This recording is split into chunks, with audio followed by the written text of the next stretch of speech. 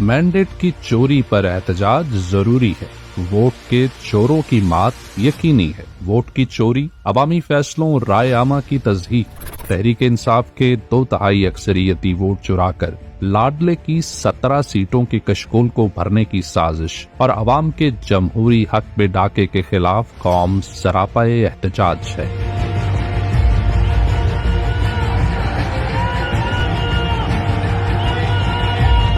आइन की पासदारी के लिए, जमहूरी इक़्तिदार के तहफ़्फ़ुज़ के लिए इस मुनज़्ज़म धांधली के खिलाफ कौम और पाकिस्तान तहरीक इंसाफ के मुल्कीर और पुरअमन एहतजाज में शरीक होकर पैगाम दें कि उनका वोट अपनी हकीकी आज़ादी की खातिर था, जिसकी चोरी दरअसल कौम को जबरी गुलामी की तरफ धकेलना है। इस धांधली के खिलाफ निकलो। कौम का फैसला है, मैंडेट चोर नामंजूर।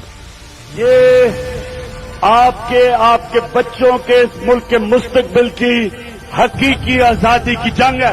जो इस मुल्क में तब्दीली आ रही है, कोई ताकत नहीं रोक सकती।